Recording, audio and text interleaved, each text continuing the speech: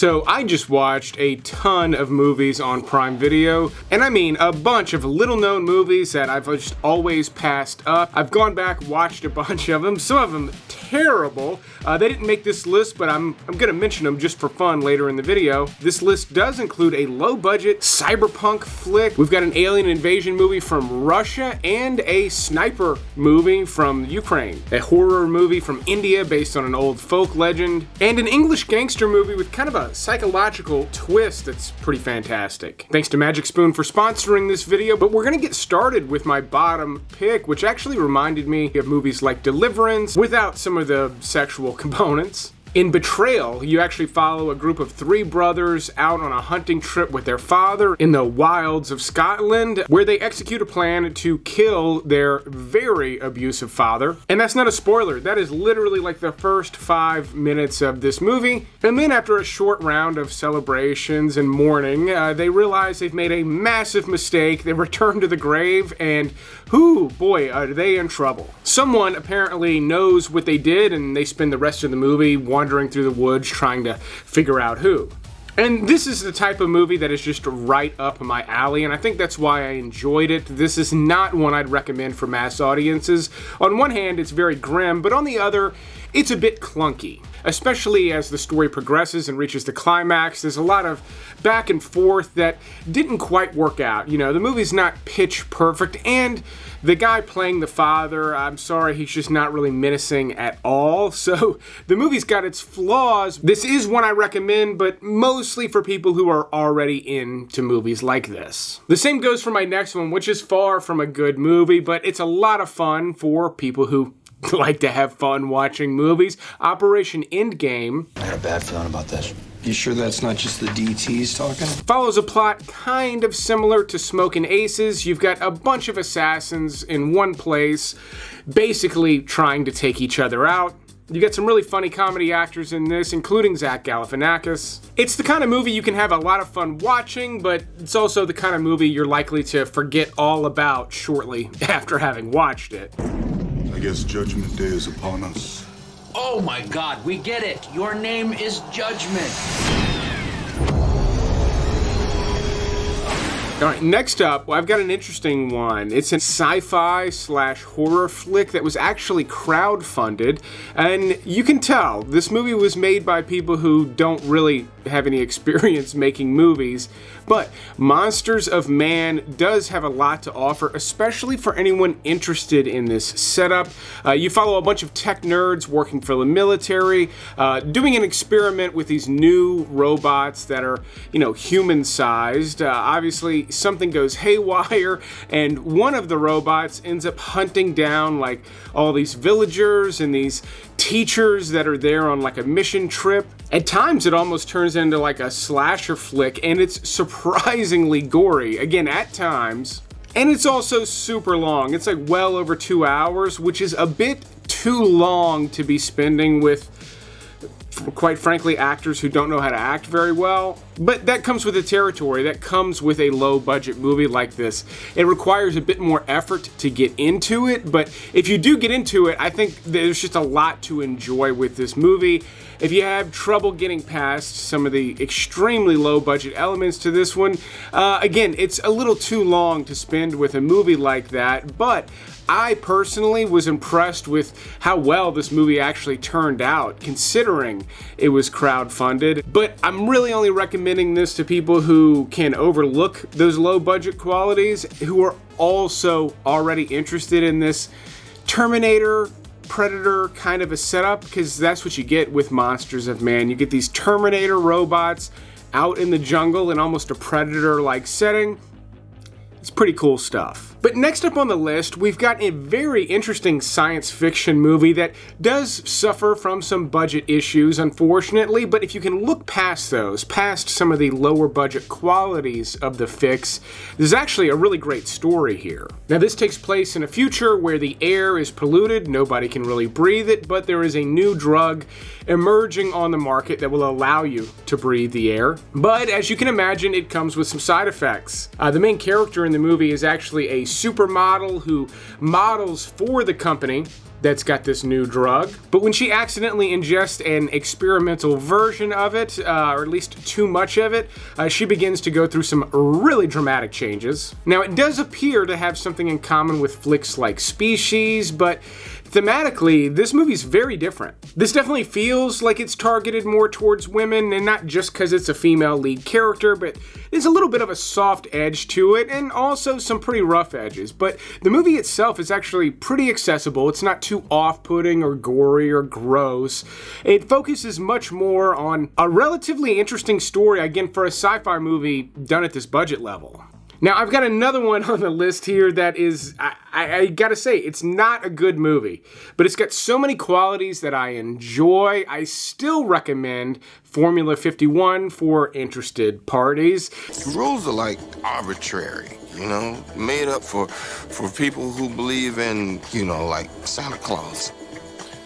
Hey, but not us, right? This is an underrated Samuel L. Jackson flick that has a little bit in common with like English gangster movies, Guy Ritchie kind of stuff, but it's a lot sillier. And Jackson's great in the movie. Like, his character's a lot of fun to watch. It's classic Jackson. If you're a big fan of his, this is a cool little flick to check out. Jackson actually plays a chemist who's created this new drug, Formula 51. He and Robert Carlyle kind of run around the city in a caper type of a movie. You've also got Meatloaf playing a real wild character in this, and it was not long after his role in Fight Club.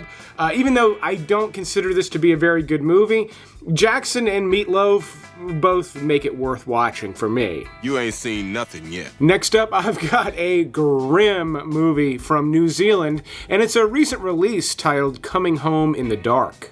And it was just recently added to Prime. Now, I'll warn you again, this is a disturbing movie. It opens up, you follow a family with two teenage boys out on a hiking trip where they're approached by two armed men who definitely have an agenda. Now, I'm going to say it for the third time. This is a disturbing movie. Not in the sense that if you love disturbing movies, this one's going to have really nasty stuff in it, but my goodness, if you're not prepared, this movie is going to shock you. But you find out maybe the father has a little bit of stuff in his past people didn't know about, so the movie's got a pretty interesting setup and a kind of horrifying delivery.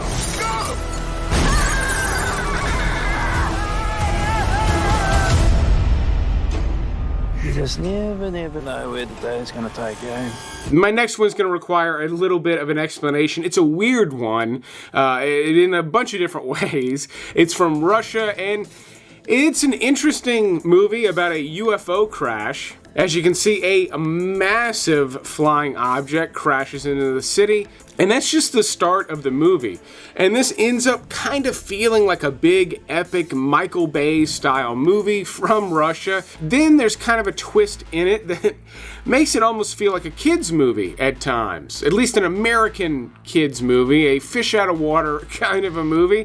I'm not going to spoil exactly what, but this one is for adventurous viewers. Some of you are going to watch it, think it looks awesome for the first 30-40 minutes, and then just be totally surprised by kind of how goofy the movie gets. I personally found it to be kind of charming. It almost feels like two genres that don't really go together, but watching them in this Russian alien invasion movie I thought was actually pretty cool. The movie also has touches of District 9, but there's another movie featured higher up on this list that also feels like a Neil Blomkamp movie. But we'll go from that weird Russian alien movie to a much more grounded war flick from Ukraine titled Sniper. Now, this one's got an interesting setup. The main character is a pacifist. He's basically a hippie, lives out in the woods with his wife, and when she's killed, he decides to pick up a gun and become a very skilled sniper through the course of the movie. This actually reminded me a bit of like American Western movies like The Outlaw Josie Wales, but set in like modern day Ukraine. It's got some great sniper sequences throughout. It also reminded me of American military movies like this from the 90s, movies like Sniper or Navy SEALs. This one takes itself a bit more seriously, but it's also done at a lower budget, so it's not quite as realistic or gripping as like American war movies tend to be. But I will say, if you like this genre and you can look past some of those budget issues, this is an interesting sniper story. Now, I do have weird movies on this list. The Fix was certainly weird. Formula 51 is maybe even weirder, but none of them are as weird. In fact, very few movies are as weird as John Dies at the End. Oh, shit! Oh, shit! Now, right off the bat, the title gives away a major spoiler in the movie, so that's weird. And yet, somehow this movie manages to be immeasurably stranger. Paul Giamatti's got a great little role in this. This is also from the writer-director of Phantasm and Bubba Hotep. And just like Formula 51, it revolves around a new drug hitting the market. This one is called soy sauce, and it blasts you off to other dimensions, and the movie's just got a fever dream pace because of that. Incredible visuals with this one, and quite a bit of nonsensical stuff that always leans towards comical. Now, you wouldn't quite call John Dies at the End a knee slapper or an all-out comedy, but some of the elements in this movie are so absurd you can do nothing but laugh at them. Amazingly, it's all done with the right tone, which makes this movie work. It couldn't be nearly as strange if it didn't nail the tone the way that it does, but John Dies at the End ends up being an excellent little flick that will kind of blow your mind while also entertaining you. You've got to embrace the weird with this one, though. If you don't, you're going to be lost from the very get-go.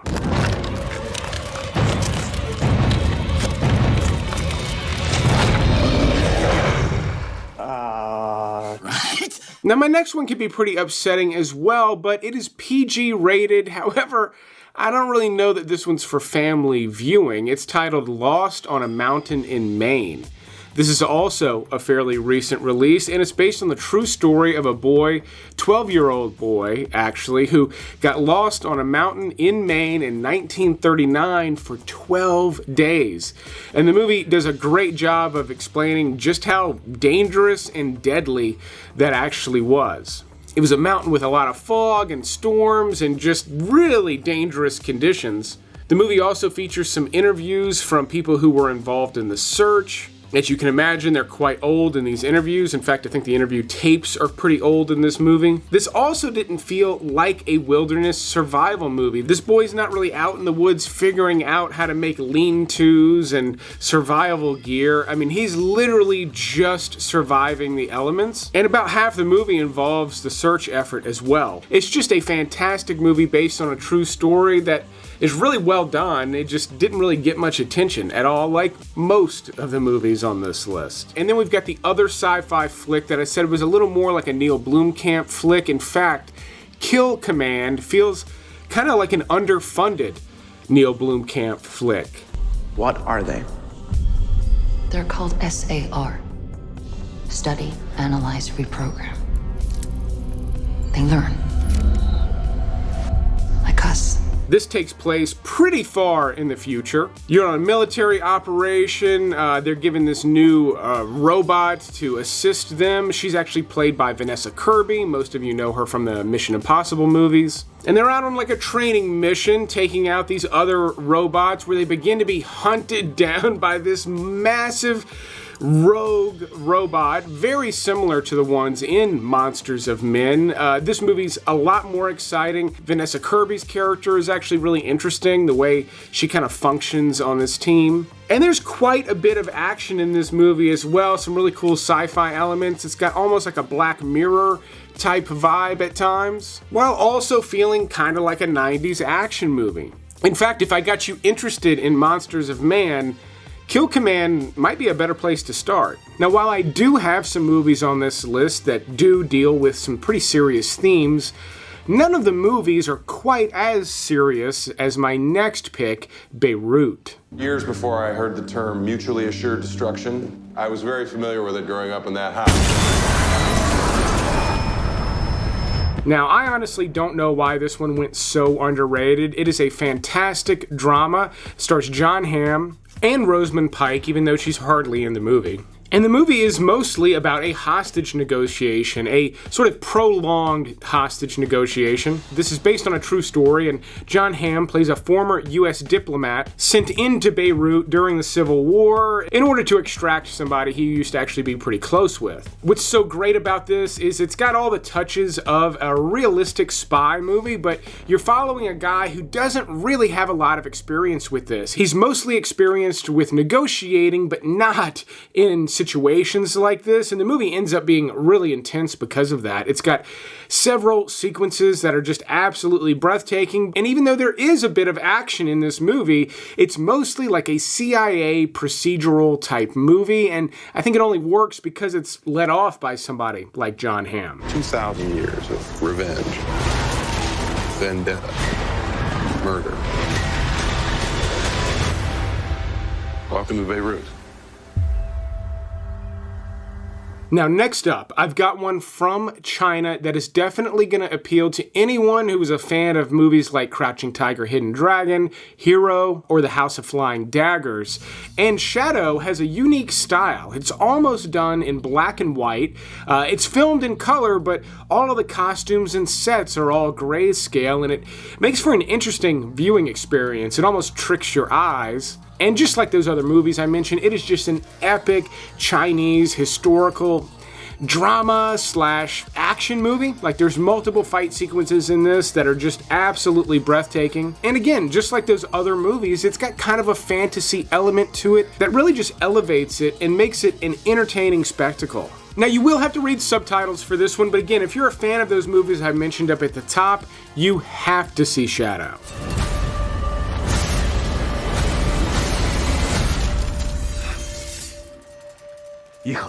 Coming up, we've got my top 5 on this list, as well as some details on those movies that I did not like when I went through my binge watch. But before that, I do want to tell you about today's sponsor, Magic Spoon, which has been my late night treat of choice for years now. And that's because Magic Spoon is a delicious, high-protein treat that reminds me of cereals I used to eat when I was a kid. Each bowl of Magic Spoon contains only 4 to 5 net grams of carbs, but 13 to 14 grams of protein, with 0 grams of sugar and 0 artificial flavors. Magic Spoon is also soy-free, gluten-free, and grain-free, making it easy to incorporate into your diet. Now, I enjoy mine with milk, but if you don't drink milk, they also have these treats you can just eat right out of the bag. They're delicious. Nothing they've released is as good as this granola, though. It's sweet, delicious, again, high protein. You put this on some Greek yogurt with a little bit of honey, it's incredible. And my viewers can save $5 off their order when they go to magicspoon.com/flick, or just go to this QR code. Magic Spoon has been a great way for me to cram in those extra grams of protein at the end of a long day, while also satisfying my sweet tooth, which I tend to get late at night. So again, to save $5 off your first order, go to magicspoon.com/flick or this QR code. I highly recommend it. But speaking of things I highly recommend, let's get to the top 5 movies on this list. Tumbbad is an incredible horror flick from India. It's based on like an old folk tale that gets explained very well in the beginning of the movie. And I will say this movie drags quite a bit through the end. I feel like it's a little bit too long for the story that they're telling you, even though quite a bit of time does pass in the story. And it's filmed beautifully, it's all brought to life well, but the core story is a really incredible little folk tale about greed. There's a demon that lives in this tunnel that can grant wishes, and again, it's all brought to life beautifully. And this is not a terrifying horror movie. It's not filled with jump scares and really macabre stuff. No, it's just a delivery of this incredible folk tale that does have some really eerie elements at times. It's much more of a gothic tale from India that is totally interesting. You will have to read subtitles, but if you're the least bit interested in that setup, Tumbbad is well worth pursuing.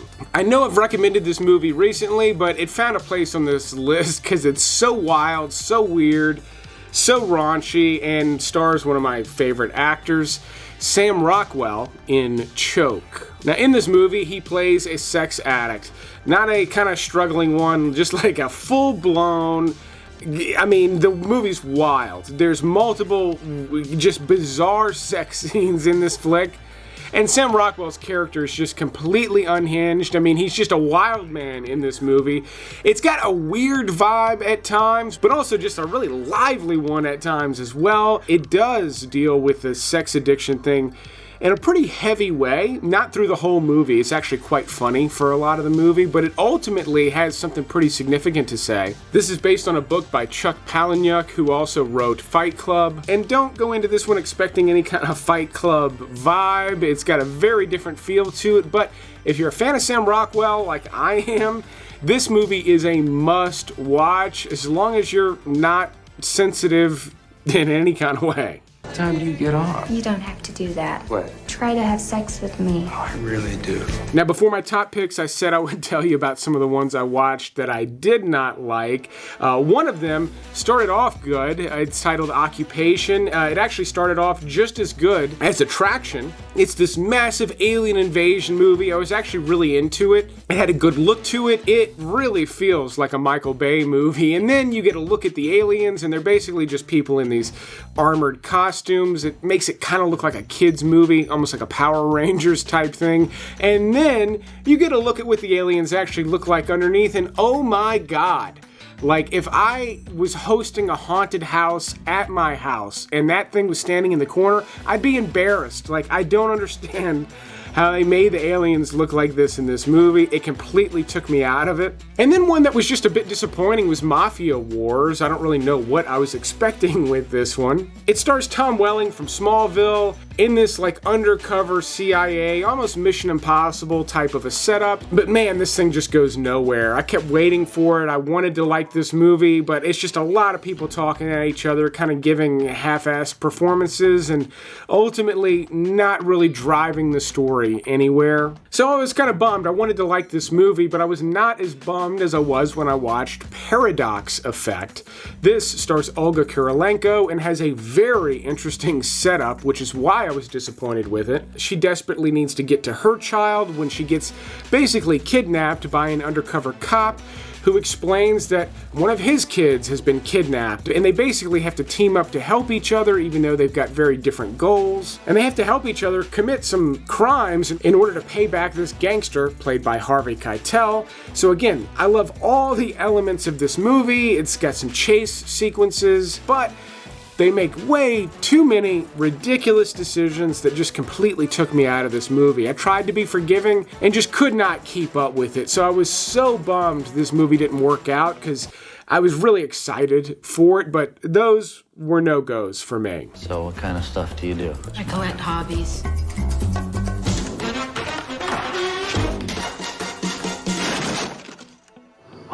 But my number 3 pick is a fun, lively, PG-13 caper of a flick from the same creator of Knives Out.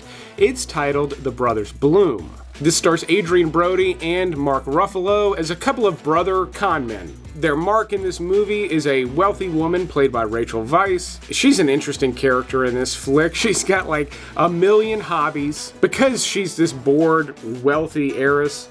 So she actually decides to participate in the caper with them, and the movie's just a lot of fun. It's got a bit of a Knives Out feel at times, but also kind of a Wes Anderson feel at times as well. Much more so than movies not directed by Wes Anderson tend to have. If you're getting good movie recommendations from my videos, definitely consider leaving me a like, maybe a subscribe. It does help the channel grow. And if you like this shirt, they're available at darrenvandam.com/shop. Alright, I've got another disturbing one from New Zealand, but Deathgasm is loads of fun if you don't mind gore.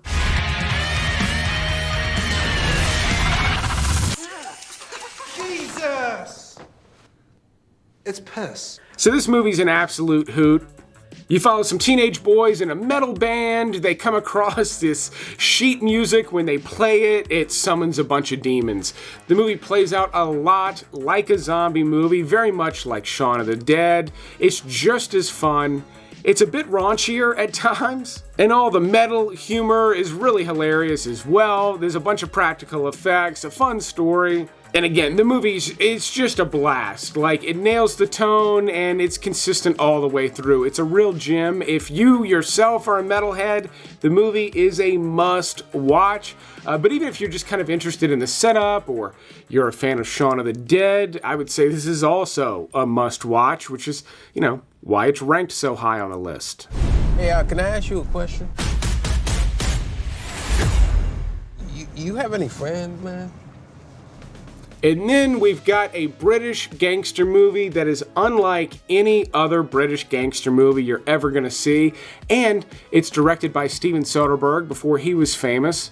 And it involves an English gangster who's kind of slipping. He's losing his mind a little bit. And the movie's directed in a way that feels almost like a Christopher Nolan flick. In The Limey, Terrence Stamp plays this English gangster who shows up in LA looking for the men responsible for his daughter's death. But as I said, he's kind of slipping. He's got this like mental thing that's happening, and it's not throughout the whole movie, but he's starting to question his reality a little bit. And basically the way the movie's edited sort of illustrates that. Now, don't get too hung up on that. The movie is mostly just this revenge type story. Also, if you saw my last video, my recommendation of Hardcore, starring George C. Scott, The Limey has a lot in common with that movie as well. You've got this older, angry father just mowing through LA trying to find out what happened to his daughter. That's the setup here, and it's excellent stuff. Terrence Stamp is amazing.